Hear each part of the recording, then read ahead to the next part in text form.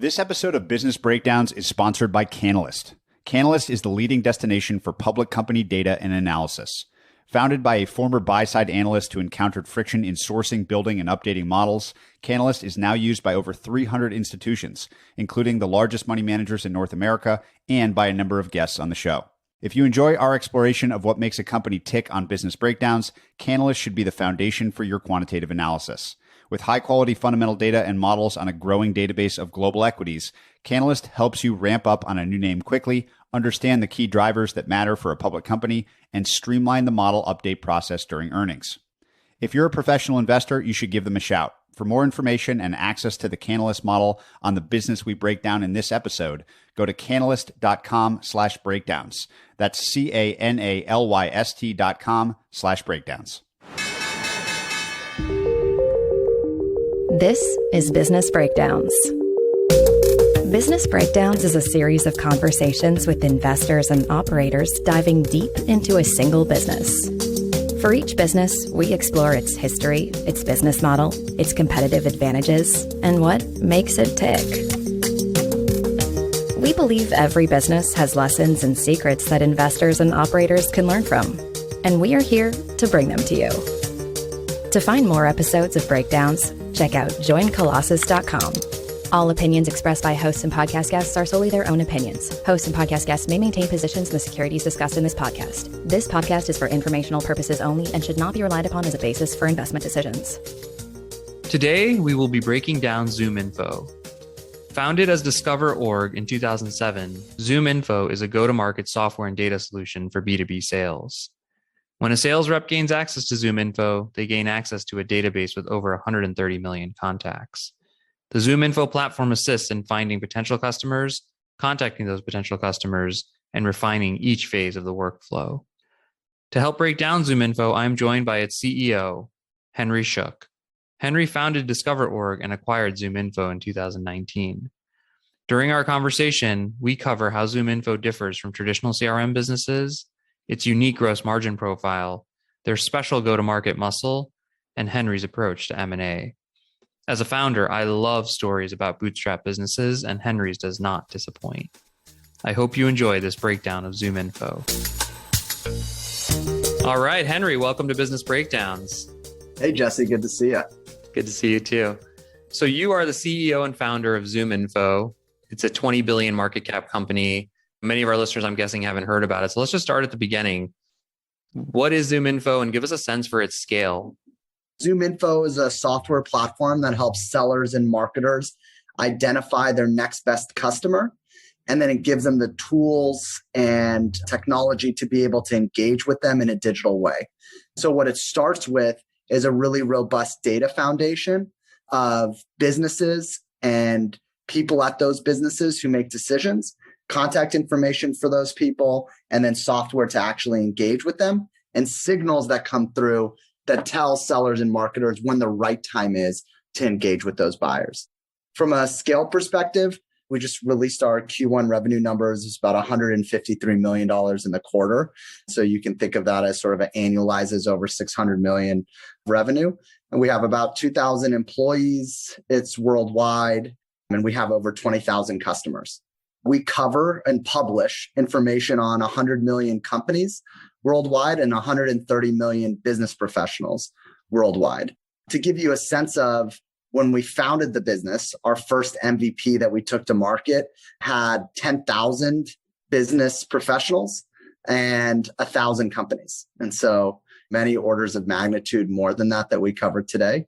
But the first product we took to market, just 10,000 people versus 130 million, and 1,000 companies versus the 100 million we cover today. Wow, that's massive.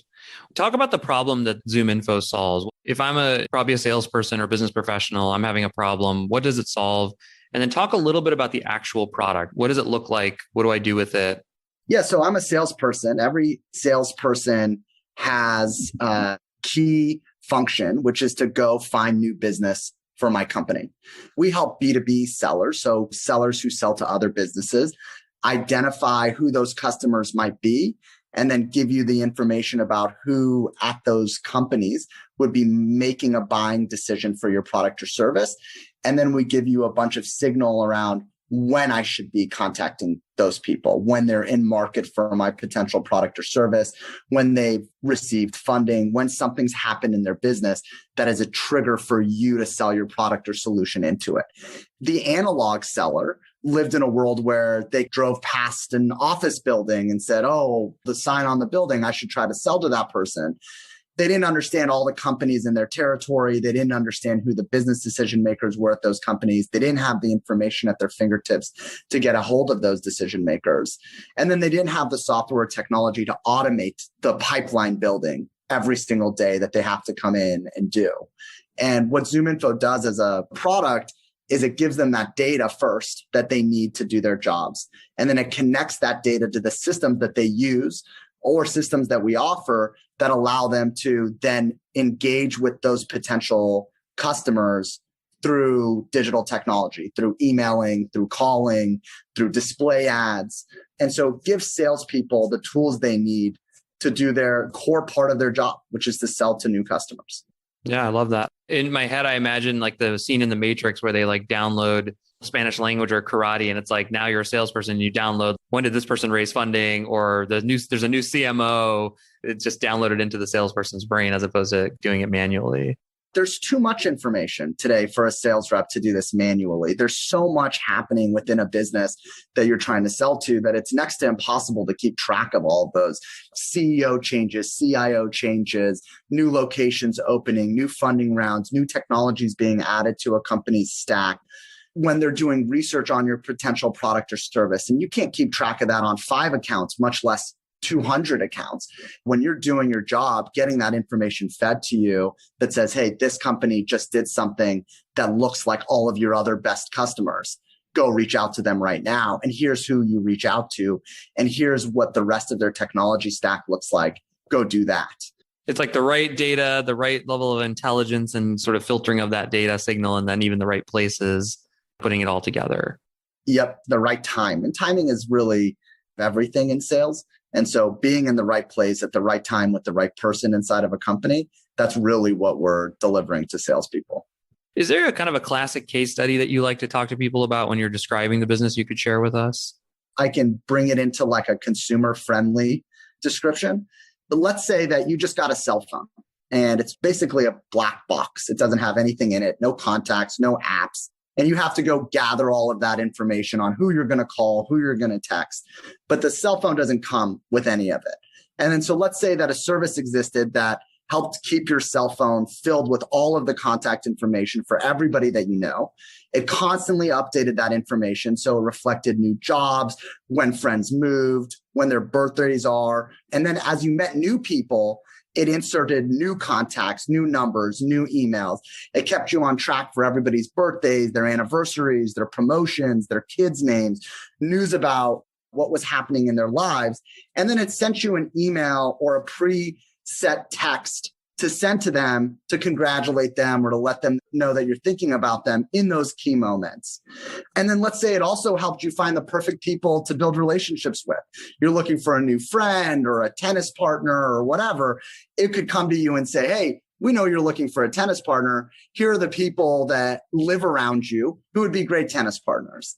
And it did all of that in an automated way. We do that at scale for businesses looking for new customers. And so you would get a cell phone that's filled with all of the right people to buy your products or services. It would tell you exactly when to contact them. It would tell you when you're selling this product, who to contact, when you're selling that product, who to contact. And all of that information changes because the business world is constantly changing.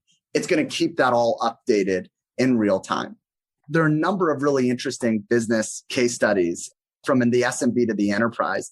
In the SMB, we worked in the middle of the pandemic with a company called TentCraft. TentCraft built tents for outdoor events. You can imagine the pandemic hit last March and every single event on the face of the earth disappeared. No more events. And they built this great business in Michigan that was building these tents. If you went to a Taylor Swift concert, it was the tent that was in the background. And they came to us and they said, look, we have 50 employees here in Traverse City, Michigan. We're going to lose this business. It was growing. It was on a tear. And now we don't know what to do. But we think that these tents could work as outdoor COVID-19 testing tents that hospitals could use. The problem is we've always sold to event managers and event organizers. We have no idea like how to sell to a hospital, how many hospitals there are, who the decision makers at those hospitals are, how to get a hold of them. All of a sudden, overnight, they have to shift industries and shift who they're selling to. And what do? And so we were able to give them access to our healthcare data set, which highlighted every hospital in the United States, who the decision makers were, access to our technology tools that let you email and call them in an automated way. And in the first week after they launched a program, they sold to a hospital in New Jersey, then a hospital in Texas, then a hospital in Pennsylvania. And in April was their best month in the history of the company, selling that tent to other hospitals. And that's a business that pre-ZoomInfo, it just kind of goes away. It lays off all of the employees. It waits for events to come back. There are all these fits and starts along the way. And the ability to take data and technology and insights and then go into a completely different space overnight, that's what ZoomInfo powers. That's great. One of the cool things about the business, we'll get into this a little bit later, is maybe they had an account manager, a person helping them navigate a little bit this, but generally speaking, that's a replicatable automated database system. It's not like no one had to go do any legwork for that to happen for the most part. Totally. This is the coolest thing I think about ZoomInfo. In corporate speak, it's quick time to value. In reality, if you think about the spectrum of software that gets deployed at a company, there is very complicated ERP software at one end, and then there's Microsoft Excel at the other end. You implement Microsoft Excel instantly. ERP takes months, long time to get value. We are much closer to the Microsoft Excel side of the universe than we are to the ERP side. And I think what I had a realization about is what we sell, which is software with data at the foundation, is as close to something tangible that you could actually touch in software because the data is flowing through the application layer. So it's not just workflow automation or a special process that makes something more efficient. It's as close to something you can put your hands on in software than any other software that gets sold. I tell our sales team this. We sell a software product where the average ACV is north of $30,000. And there are dozens of deals every month that we sell same day. So someone comes in, takes a look at it, understands the value and goes, yeah, like today, can you send me the DocuSign today? We'll buy it today. And there just isn't other software that's like that someone can really see the value, understand how it's going to make an instant impact, and then buy it the same day. Like, go do that with cybersecurity software or ERP or whatever else. It just doesn't have that quick time to value and easy understanding of the value that it provides. And so our average sales cycles are sub 30 days. And so it's a really quick sales cycle. And I think it's because of that. It's easy implementation. It's as close to something tangible in software as you can see. And the value of driving more sales in a business can't be understated. One of my favorite parts of these episodes is talking about the founding story. And it's super cool because you can tell it to us first party. I also love bootstrapping, as you might know. And so go back to the beginning. Tell us how you started it. What did you see? What motivated you in this direction? And kind of take us through the big milestones, why you first took capital, some of the M&A things you've done, and help us understand the story. I was raised by a single mom. When I went off to college, she gave me $5,000 as my college fund, which was basically the remnants of a life insurance policy that she had been paying into. She said, that's your college fund. Good luck.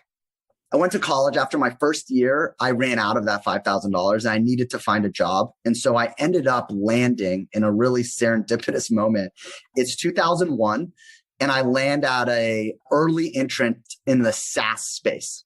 And 2001, there weren't very many software as a service companies. Salesforce was founded just a few years earlier. And he was selling access to an online database of IT decision makers and selling it to technology, sales, and marketing people who use that information to go to market. And the business was like on fire. I'd hear him, it was just us, me and the founder. And I'd hear him on calls going, yeah, it's $18,700. And then he'd wait and they'd go like discount. And he'd go, we don't do any discounts. And I was like, 5 minutes later, there's a fax coming through with a signed order form. It was unbelievable. And we grew that business from about $300,000 a year when I got there in 2001 to just under $5 million of ARR 4 years later. But it was $5 million of ARR, and there were just a couple college kids working at the company. And there was no additional investment into the business. And so I couldn't see a future there. I could see making a lot of money there. I just couldn't see a future that I could be really proud of there. And so I went off to law school, decided I wanted to be a lawyer because it was like a career that had some cachet. And I went in after my first year in law school. A friend of mine who I had recruited at that business called me and said, hey, look, let's start something that's like this, but doesn't directly compete. And I was in the middle of my final exams in my first year of law school. And I said, look, I'm not really interested in doing that, especially not right now. But if you're really serious about it, call me in 3 weeks when I'm done with finals, assuming your friends who have crazy ideas. I just thought it would go away. And so 3 weeks later, he called me and said, I still want to do this. I want to do it with you. I want to be 50-50 partners. And I said, okay, well, quit your job and move to Columbus, Ohio then.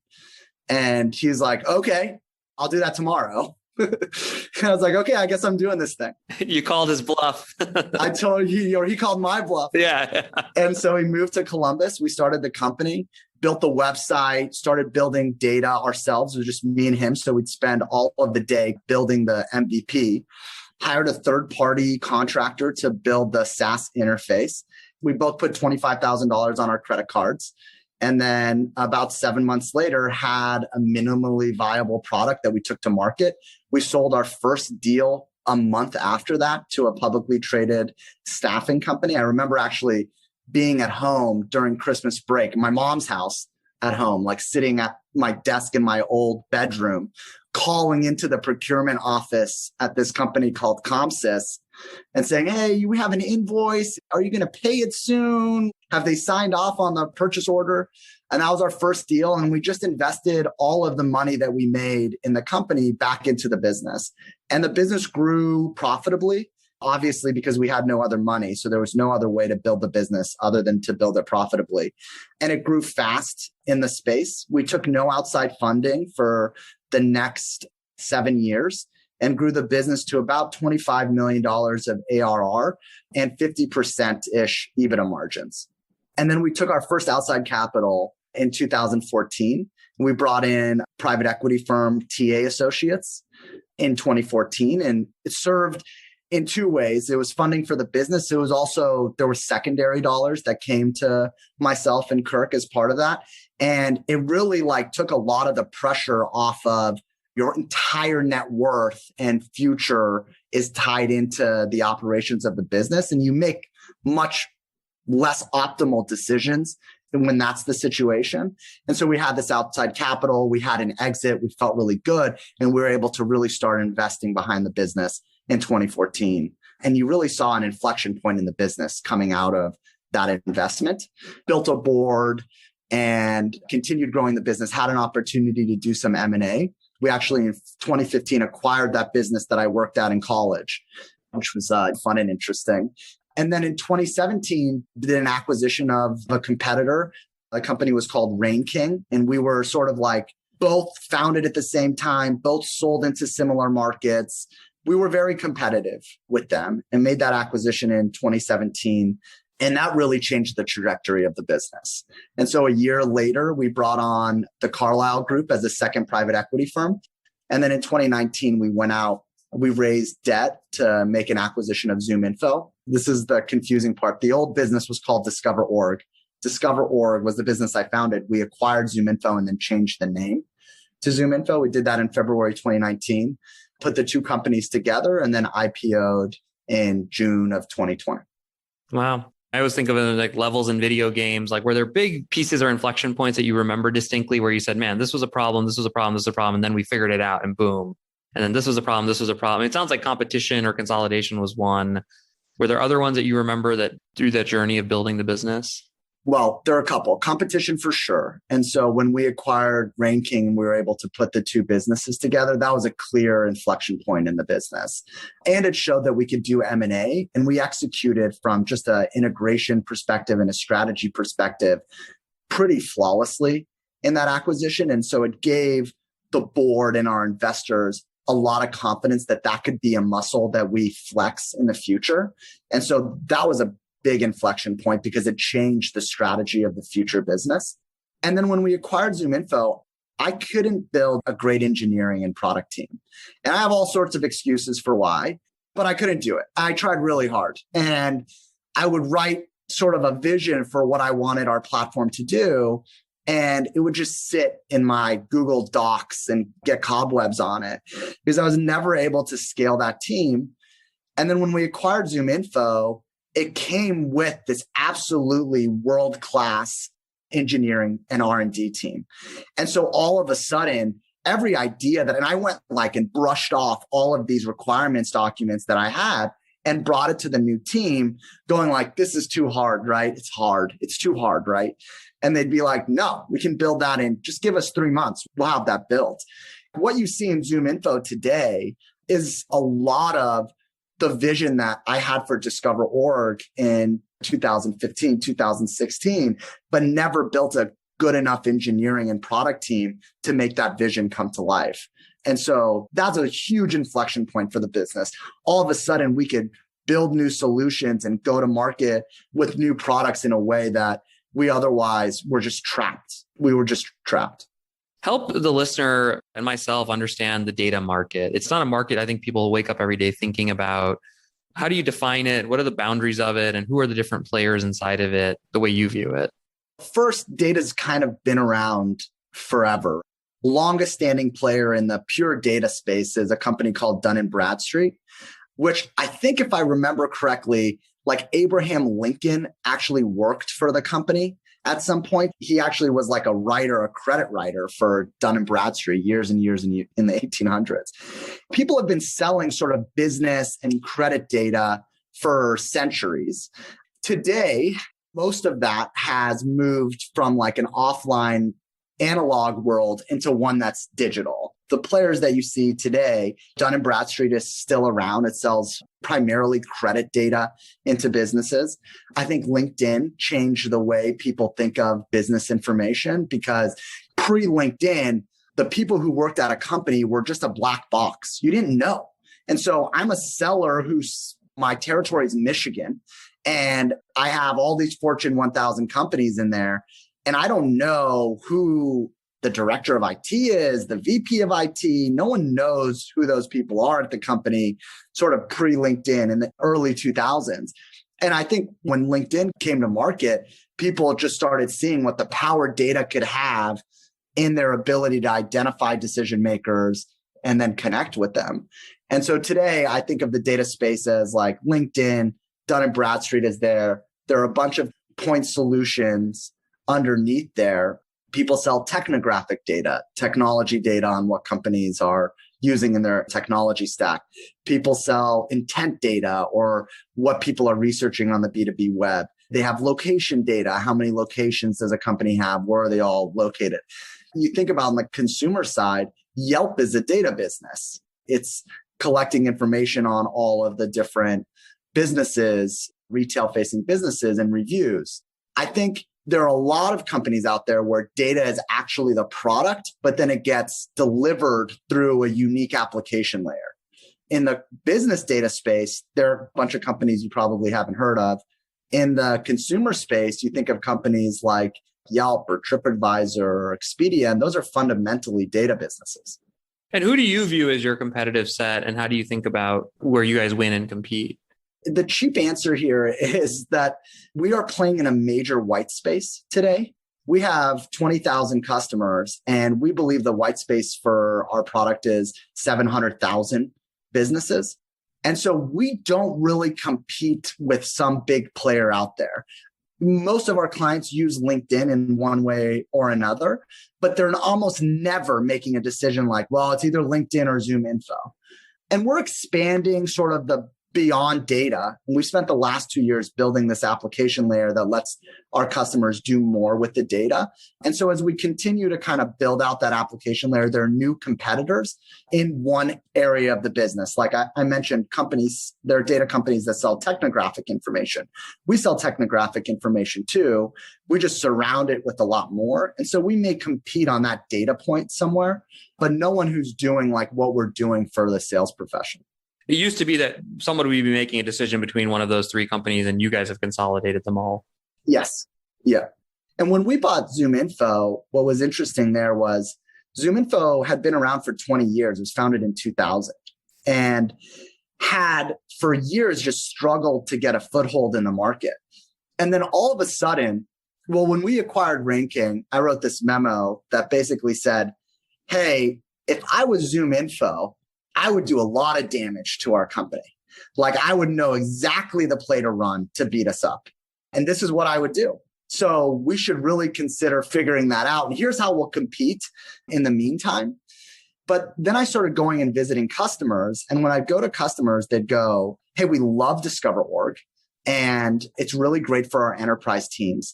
But I've got these big SMB teams and these big mid-market teams, and they love ZoomInfo. And so we've bought ZoomInfo too. And we think it's actually pretty good in the enterprise too. I was actually in Salt Lake City. I went to like 6 meetings like this, back to back to back to back. And I walked out of those meetings like, okay, I think we need to go buy ZoomInfo because it does broaden out our offering where customers love us for the enterprise and the quality of our information. They love ZoomInfo for the mid-market and SMB and the coverage that they get from ZoomInfo. And if you could put those two things together, you have kind of unlimited white space. And that was right. When we made that acquisition, we saw it like instantly after that acquisition. So yeah, that's awesome. I want to unpack some of the M&A strategy stuff in a minute or two. I want to set a little bit of the foundation for the business. And so maybe help us think about the P&L of ZoomInfo, and maybe particularly tying it to differences or similarities to a traditional SaaS business. I don't know if there are different costs of sales because of data and other things, but just walk through kind of the typical, how you think of the P&L and what are the big metrics and things you pay attention to in the business. In our cohort of companies that we're compared to in the public market investors kind of care about 2 things in our business: growth, how fast are we growing, and then profitability, how profitable are we? In some companies in the public market, they don't care so much about profitability. They care mainly about growth, but at some point they start caring about operating margins. And so in Q1, we were $153 million on the top line, and then we grew 50%. And what are the cost of sales in your business? So the gross margin is 89%. Which is really good for a software or a SaaS company. I mean, realistically, there are puts and takes for data versus software. Like we have much more cost to curate the data and maintain the data and keep the data of really high quality. But then we have less professional services and support we have to do to customize a software product to go into a company. And that's likely because the data, as you were saying earlier, the software and the data are sort of a single product effectively. Right. There's no configuration. I mean, there's not a lot of configuration, not a lot of setup. There's not a lot of the things that other software businesses tend to deal with. That's exactly right. In that cost of sales, in my head at least, like, I don't know, do you buy that data? Do you scrape that data? Like, how are you actually getting that data and what are the hard costs associated with it? We buy data. We gather data through public sources. We also have 2 contributory data models. One is we have a freemium model where people can get limited free access to ZoomInfo in exchange for their email contacts. And so if you ever Googled somebody and you see ZoomInfo come up as one of the top results, if you want free access to ZoomInfo, you could trade your email contacts for that free access.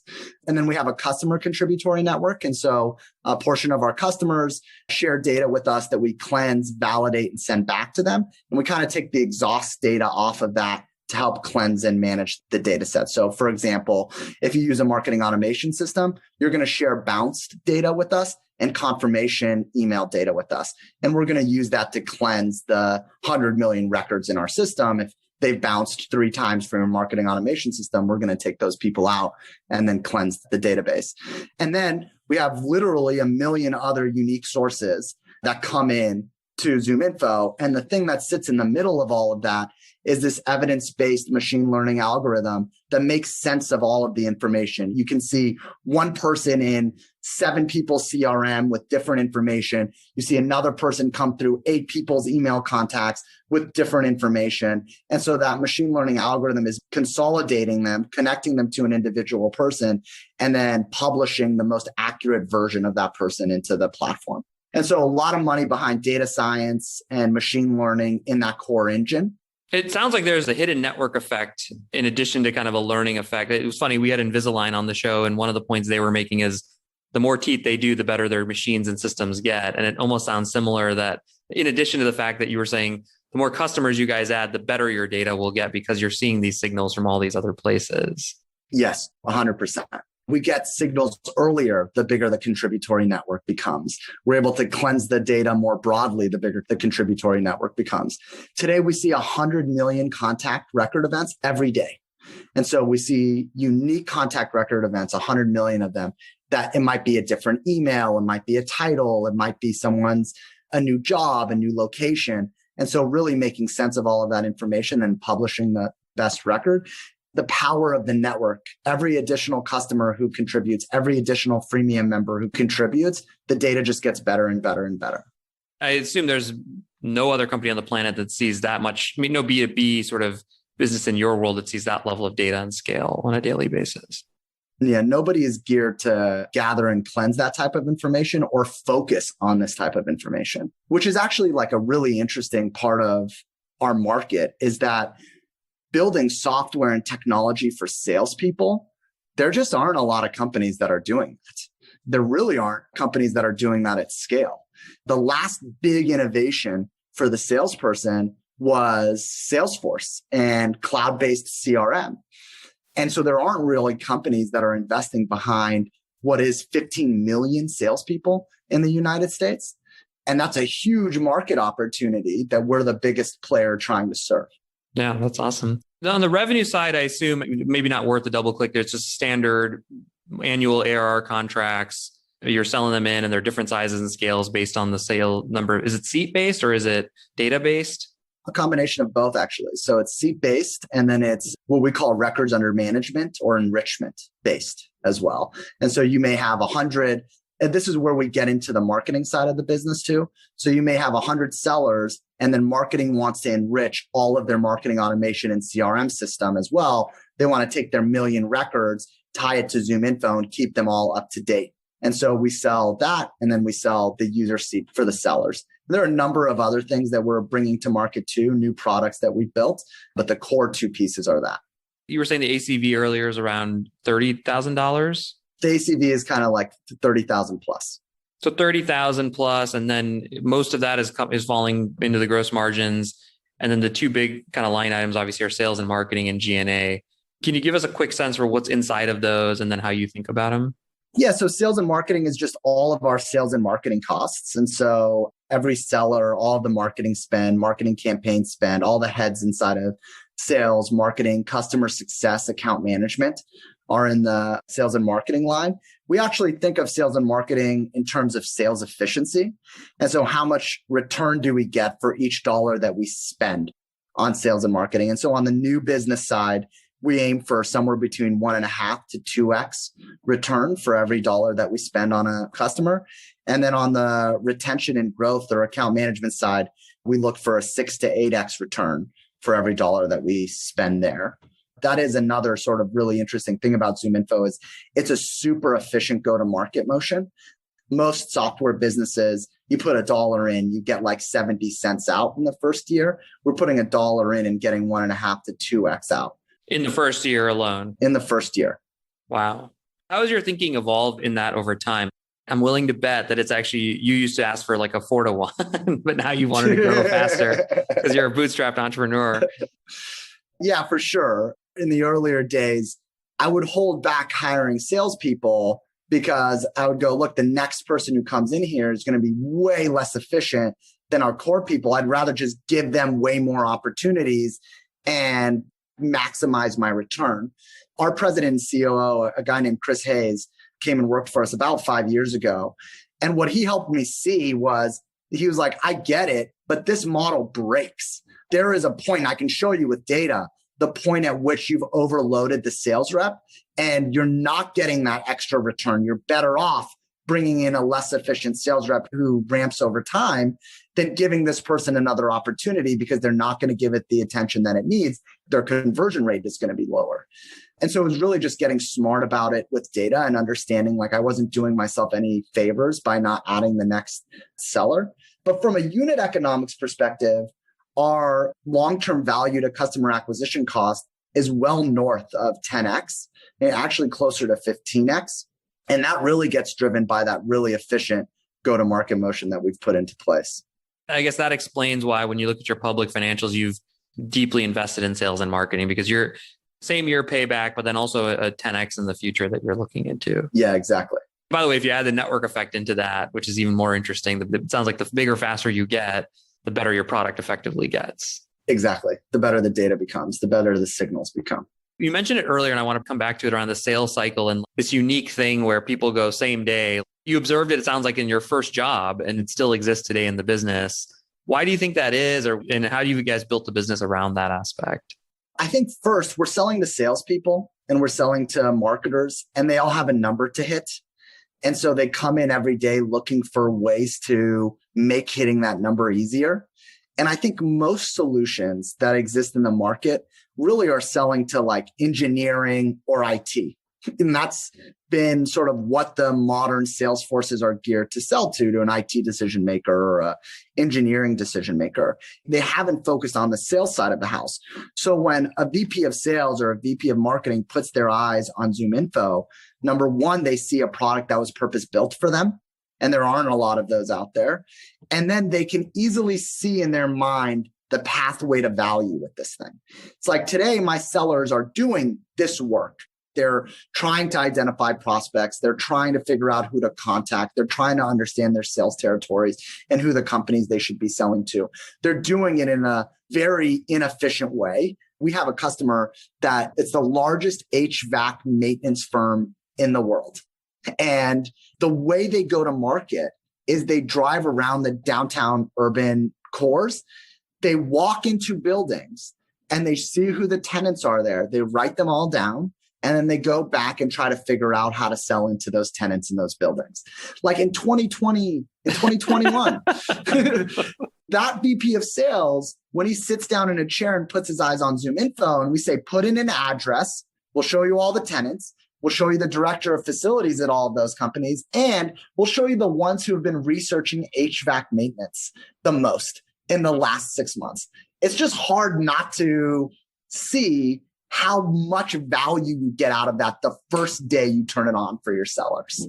Right. I'm sure their head explodes. Yeah, their head explodes. They become very skeptical. And then you go drive to the address and you can verify my data. You can validate the data. Like tell us the companies you've sold to over the last couple of months. We'll just show you them inside of ZoomInfo. And look, it turns out that 6 months before they bought your product, we could have told you that they were spiking on research for your types of products. And so you can be in front of that sales cycle. But I think the other thing that's happening is I'm meeting today like 35-year-olds and 40-year-olds who are telling me, I've never worked at a company that doesn't have DiscoverOrg or ZoomInfo as part of the standard set of tools. And so these people are now getting into senior sales leadership roles at all sorts of companies across all sorts of industries. And they are digitizing that go-to-market motion when they come in. And they're being looked to say like, hey, come into this HVAC maintenance firm and make us modern.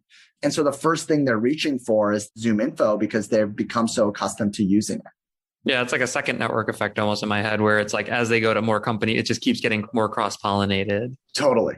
How do you think you guys are different, or what do you think is different about ZoomInfo because you're selling to sellers and because of the velocity and those unique aspects of the business? Well, I think the sales cycle is easier. For one, I think the ability to connect with your prospect is not something I have to teach. I have a bunch of sellers selling to sellers. I don't have to go teach you some like really complicated cybersecurity issue, or I don't have to teach you something super complicated about ERP or hosting. You understand intrinsically, you understand the value of what you're selling. And so it makes it way easier for you to be able to sell to your counterpart on the other end of the line. It's a big difference for us. 4 months is the ramp time for our sales reps. For many companies, it's multiple quarters. One of the key feeders into our account executive title is this sales development rep motion that we have where we can go out, we hire sales reps who are like 1 year out of college or just out of college. We put them on the phones to respond to inbound leads and to go outbound and prospect for us. And in 9 months, we start promoting them into the account executive role. And so we got value out of them in that ramp time. And then 4 months after they've gone into the account executive role, they're fully ramped. 13 months from when you've never sold something until you're an account executive at one of the fastest growing technology companies in the country. That's a really fun promotion to see. It must be amazing for sellers to work there. Their careers accelerate fast. They make money quickly. Like it's the salesperson's dream. 100%. We think it's one of the best places in the world to work as a sales rep. Yeah, that's awesome. Let's go to M&A strategy. So you've mentioned it several times throughout today. I'm making this up, but tell me if this is right. 4 or 5 years ago, you guys were one of 2 or 3 players doing this, probably the most sales and marketing oriented one, the biggest hustlers, I'd guess, just hearing the story. And you looked at the marketplace and you said, man, it's competitive. We lose X number of deals to these other guys. Talk about how did you decide to start buying them? And then how did you actually approach M&A, both strategically from a valuation perspective? How did you fund it? Help us understand how that all came together. Because it seems to have worked amazingly well, obviously, where we sit today. I think first, if I think about one of the first bigger deals we did, I think we looked around and we said, look, we have another competitor in the space. It's doing something that's largely similar. I bet that if we put the companies together, we could invest behind the things that our customers actually want and then have a much better platform because we'll have a bigger platform to invest from. And so in that first transaction, it was private equity owned, which for what it's worth, when you're doing M&A, you're much more likely to have a successful outcome if there's institutional capital in the company, especially if it's private equity, because their jobs are to buy and sell businesses. Versus like you're dealing directly with the founder of the company, it creates a lot more complexity in your opportunity to actually close a deal. There was a private equity backer there. They were in like their second year of hold. And we were able to come in and say, look, we'll pay you your return threshold that you probably aren't going to get for another 2 years at this business. We'll pay for it now. We're the only company that can do that because there are significant synergies in putting the 2 companies together. And so there are financial synergies. When you put 2 companies that do largely the same thing together, you don't need 2 people doing the same function anymore. There are growth synergies. One of the big strategic levers that we see in our M&A motion is our go-to-market team. And so when we find companies that don't have a very sophisticated go-to-market motion, that aren't truly optimized in the way that they get clients, they're not doing 1.5 to 2x efficiency or a 15x LTV to CAC. Those are great fits for us because we say like, look, we can flex that strategic muscle, come in, make it a better go-to-market motion and unlock tremendous value inside of the organization right out of the gates. And so we look for companies where the go-to-market motions line up. And so in both our big acquisitions, RainKing, ZoomInfo, and most recently Chorus.ai, we really felt like we could leverage the go-to-market motion to accelerate growth within those companies. That's a key piece. I want to quantify that a little bit. Like I assume you paid X multiple, but in your guys' internal models, it was more like Y multiple. Talk about that, just how you actually quantify that. Yeah, I mean, it is exactly like that. We bought RainKing. It was a $40 million ARR business, growing kind of 25 to 30% a year. On the bottom line, it was doing $10 million of EBITDA. Our model said we're going to come in and within 6 months, we're going to make it, instead of a $10 million EBITDA business, we're going to make it a $30 million EBITDA business. And we're going to accelerate growth on the top line. And that's before we talk about all of the synergies we're going to get in the existing DiscoverOrg customer base or ZoomInfo customer base. We were able to take what was a 45-person sales team. We took it down to 15 sellers. They sold more in the first year than the 45 sellers sold in the year before. And then we grew the business faster. We made it much more profitable. Pre the acquisition of RainKing, the business was probably worth $600 million as a standalone. And you can think of it as 1 year later being worth more like $2 billion. That's awesome. To pare it back a little bit, we know this business. We have a very capable sales and marketing engine. we can identify assets and consolidate assets such that we can then turn around and create more than even 2 + 2 = 10 or something in this case, because of it's not just a financial buyer buying up businesses or something. It's a real someone who really understands the business. What is the thing that you say no to in M&A? How have you gotten to the point where you say, I think I get what works when you say yes to, what do you say no to? Often I say no to solutions that are too complicated, too technical. I know who our sellers are, and they sell something that is largely uncomplicated and easy to see the value of. There are lots of really good and interesting solutions out in the market that are just too complicated for me to take advantage of. And so I'll see a solution and I'll go like, in order for me to enable all of my sellers to be able to sell this, it would be next to impossible. It's too technical. It's too complicated. They'll never be able to actually sell this very, very complicated or technical solution. And so I look for solutions that I know I can enable across all of my sellers. And I know that I can sell to all of our customers. Our customer base is a customer base that we can leverage. It's 20,000 customers. They obviously care about digitizing their go-to-market motion. If we have a solution that helps that, I want to be able to sell into the largest swath of those 20,000 customers as I can. So the other thing I'll say no to is a solution that only plays in a small segment of the customer base. Like you can buy this, but you can only sell it to companies that sell to healthcare, IT decision makers. It's like not that interesting. It's a small portion of our customer base. Or you can buy this, but it only sells to the super enterprise.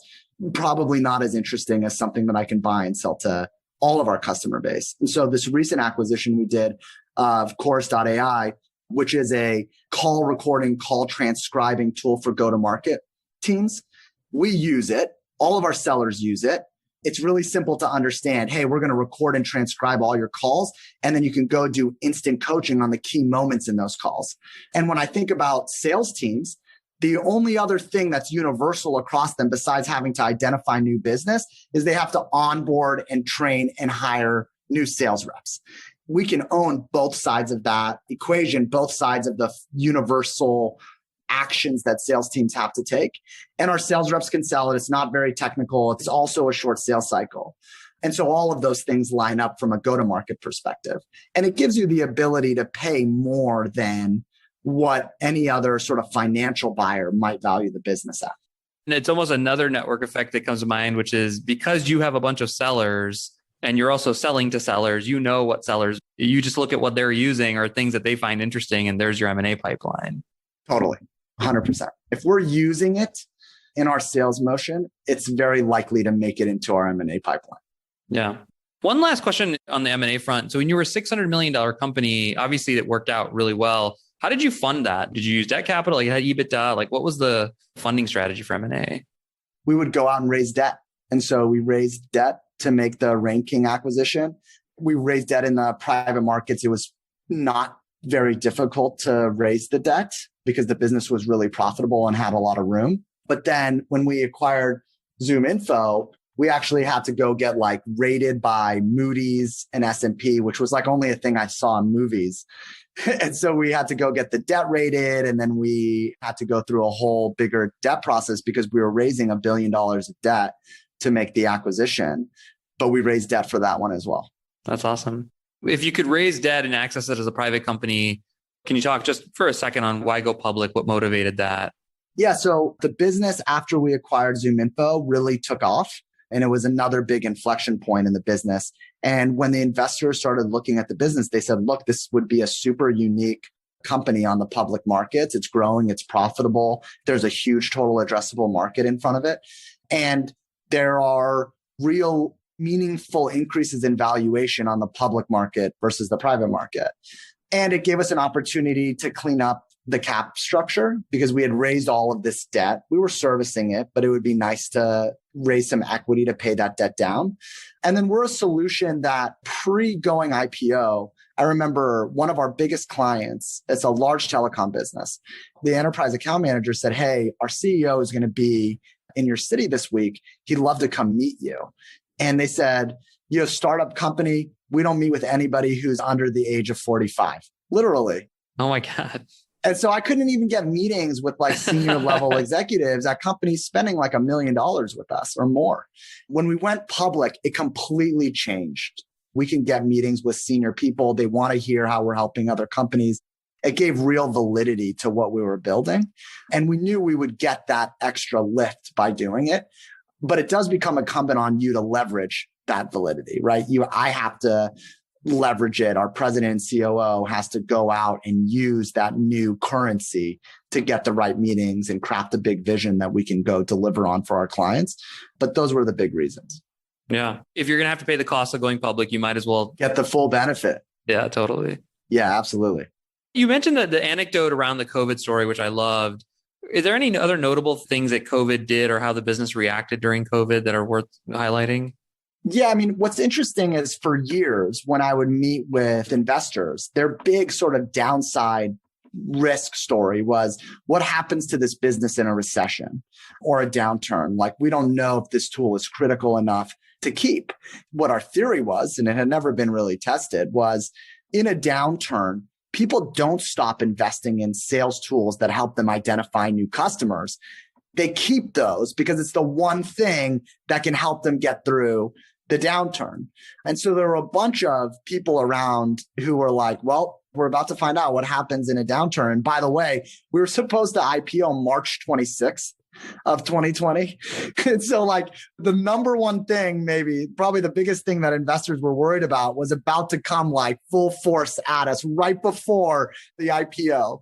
And then it happened and the business didn't really change that much. You had a little bit of a slowdown in the enterprise space where enterprises said like, we don't know what's going to happen, so we're not going to spend more. You had an acceleration in the SMB and the mid-market space where companies were like, we got to figure out how to get through this. And so we want to continue to invest in these types of tools, or we need to pivot. And so we need this data and technology to help us pivot. And so I would say the first few months were like headwinds in the business. And then ultimately those kind of went away and we went back to kind of the demand environment we had immediately pre-pandemic. Now, to be intellectually honest here, it's nice for a recession to come with a complete halt of business travel for our business. Not every recession comes with every plane grounded and no travel to your customers. This one did.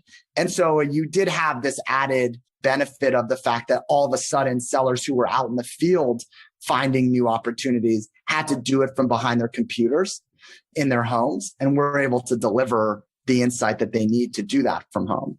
And in a Zoom first world, I got to imagine, like, did you see sales velocity actually go up? You saw sales velocity go up on the new business side and you saw it flatten on the current customer side. Got it. You talk to someone and why wouldn't you do a demo on the first call? You know, they're at their computer, you're at your computer. But we've seen that. We're like, why are we even describing this 5 minutes into the call? Let's show it to you. We've just noticed that cycles have totally changed. Man, this has been so much fun, Henry. Let's start to talk about the forward-looking stuff just briefly. If you're thinking about your business, and this is a fun one to ask you directly, and in 10 years, the market cap doubles, what drove that? Why did that happen? I just think it's us executing on a really big white space and then continuing to develop and release software for salespeople. We just think that's such a big market that's underinvested in, and we'll continue to execute across it. I don't think we need any sort of special event to double the market cap. Are there any trends or sort of opportunities that you see in particular that you want to make sure the organization's focused on? Yeah, I think the biggest one is if you think about 20 years ago, companies made big bets on CRM systems and they went all in on the CRM. And they sort of imagined that that investment was going to turn into digitally transform their businesses.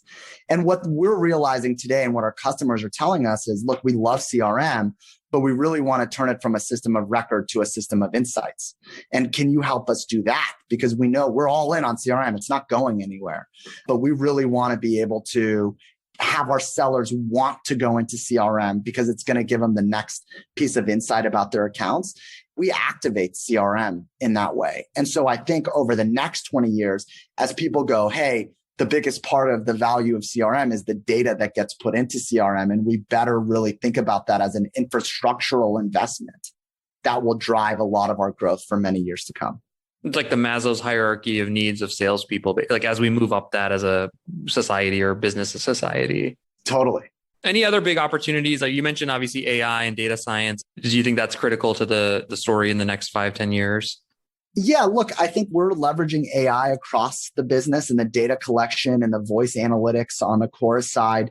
There's AI embedded everywhere. I think today we live in a world where AI by itself is not very effective. When you combine AI with humans, we have 300 researchers in our Vancouver, Washington office who augment the AI. And so essentially human assisted AI, I think, is what's going to be around for the next, call it 5 years. I think it'll be a big part of what we continue to invest behind.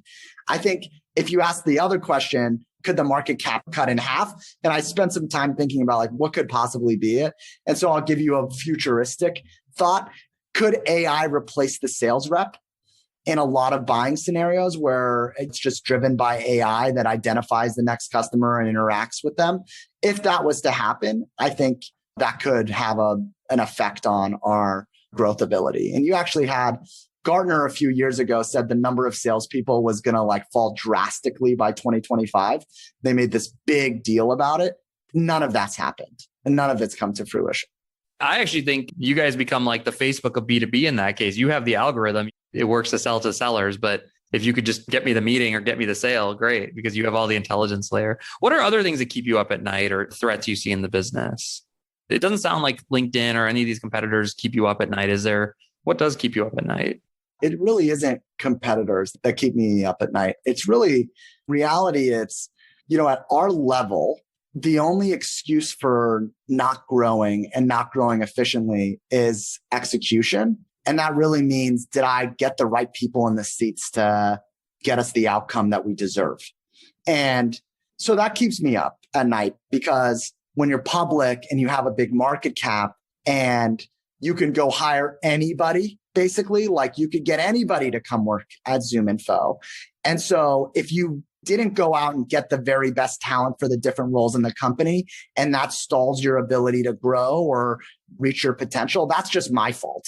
Like I didn't make the right decisions on talent. I didn't leverage the public company nature of our business, where like 10 years ago, you were doing the best with what you could get. You were taking like sales reps and trying to make them great. You were coaching every executive in your organization up. Today, I just have to go find them, recruit them, and bring them in. And so I would say just optimizing for talent is something that keeps me up. It's like talent at a new scale and execution at a new scale. There's just no excuses, right? There's just no excuses anymore. You've got a big market in front of you. You have a solution that people love. Your ability to grow the business is just you. And so you can't really hide from it. It's just execution. It's your ability. Your ability is on display every single day. This is a sidebar, but are there ways you personally invest in your abilities or try to grow yourself that you think every other CEO founder should be doing? I have an executive coach. And so I talk to him and he keeps me honest about goals and things that I'm trying to accomplish and the people around me. But I think a lot of it today is around like keeping my mind right. And I exercise every day. And I don't exercise for any like vanity reason or really to be in shape. I exercise for my mind. That's really it. And then I meditate just about every day. And it just keeps my head clear. And the pressures of being a public company and executing are significantly deteriorated by a good workout and a little bit of meditation. What about data, Henry? The Facebooks of the world, and there's all these new things happening, iOS, GDPR. Is that a big risk for your guys' business? Is just all the data stuff that we're hearing about every day? Yeah. So I think the first thing I would tell you is it's important to think about the type of data that we collect. And the type of data that we collect is business contact information on people. There are lots of information about companies, but on people, we collect business contact information, which is the information you would find on somebody's business card. We believe that to be, and not just us, but many regulatory bodies believe that to be the least sensitive type of information that's collected. In fact, if you go and look at a lot of the privacy legislation, the law in Virginia, the law in California, the law in Washington State, Canada's PIPEDA, they specifically carve out business contact information as non-sensitive information. It's logical, right? Like if you were walking down the street and you dropped your business card, and then 10 minutes later you realized you had dropped your business card, you're not going to stop in your tracks and double back to the place that you dropped your business card to go pick it up because there's sensitive information on it. There's just not sensitive information on it. Right. And you would do that if it was your credit card or your driver's license or something. Your credit card or your browsing history or your healthcare information, you would go back and pick that up. And that's what the laws are created to protect. And they're also designed in a way with this business contact information exemption to specifically allow that information to continue to drive the B2B economy. And so that's one thing. And you can see that happen all across the different legislation that's coming out. Now, that being said, we take data privacy obviously really seriously because we collect data. And so one of the things that we did when the GDPR came out is we started what was called a notice and choice program. We're the only company in the industry that does this, but we proactively go out to every individual whose information we've collected, and we give them notice that we've collected the information, what information we've collected, who it's going to be shared with. And then we have an automated software that they can go into, see that information, update it, remove it, put in new information. So we built that for GDPR in the EU. And then we said, you know what?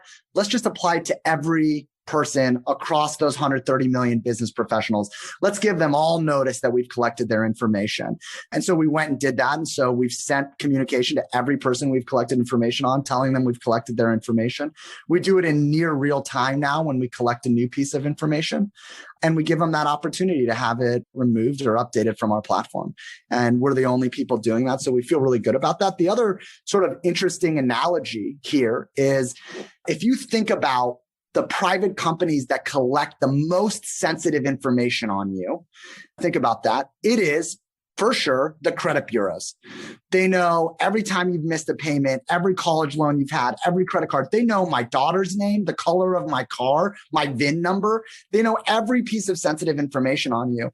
And then it comes to bear at the most impactful moments in your life, when you're applying for credit, buying a house, getting a car. And at some point, Congress said, hey, we're going to legislate and regulate that type of data collection. And so they wrote something called the FCRA, the FCRA. And what the FCRA does is it creates rules that say, if you collect this type of information, you have to show people once a year for free the information you've collected on them. And you have to give them the opportunity to object to information and update that information. You have to have a forum to respond to those objections. We already do that. And so it's hard to imagine the least sensitive type of information being regulated in any way more than the most sensitive type of information coming to bear at the most impactful moments. So we have our classic kind of last questions here. Lessons for builders, lessons for investors, and then places for further study, all as it relates to kind of the ZoomInfo story. So let's just take them one at a time. So when you think about your last 14 years, what are the lessons for builders? Biggest lesson I have for builders is be a salesperson, be in front of your clients. I carried a bag for the first 6 years of ZoomInfo. And I don't think it's enough to listen to calls that are recorded when you're a builder. I think being in the shoes of a seller, actually selling your product to customers and then hearing their feedback, negative, mainly negative, gives you clarity of thought and clarity of strategy in a way that being a passive participant in that moment doesn't. And so I would say carry a bag, sell the product, be in front of customers. Yeah, I love that. Lessons for investors? Understand the end user of the company and don't underestimate a great go-to-market motion. Is that the thing you think people most misunderstand about ZoomInfo, most investors? I think they don't appreciate how big the end user market is, how underinvested it is, and how very few companies are investing in the salesperson. And then I think the second piece is, and it's more for private investors, is there were points I would have never admitted in the moment, but there were points in the history of the business where we had a worse product. We had a worse product, but we were still winning more. And it's because we had a better go-to-market motion. We laid out a vision better. And so go-to-market motions can win the day. If someone gets super excited listening to this and wants to go learn more about ZoomInfo and the broader market, where would you guide them? Yeah. So if you're really interested in data and data as a service businesses, there's a podcast that's put on by a guy named Oren Hoffman, who's the CEO of SafeGraph, which is called the World of DaaS, where there's really interesting data specific CEOs on. So I would say that's a pretty good one if you're focused on data. Awesome. Well, Henry, this was a super awesome episode. I'm super excited about it. And thank you so much for coming on Business Breakdowns. Absolutely. Thanks for having me, Jesse. I hope you enjoyed this business breakdown of ZoomInfo. I love the idea that selling a sales-based product to a salesperson really speeds up the sales cycle. It's a stark contrast to the sales process of a product like Invisalign, where the product requires convincing orthodontists of its efficacy. If you enjoyed this episode, I recommend you check out the business breakdown of Invisalign as a nice contrast. To find more episodes of breakdowns ranging from Costco to Visa to Moderna, or to sign up for our weekly summary, check out joincolossus.com. That's JoinColossus.com.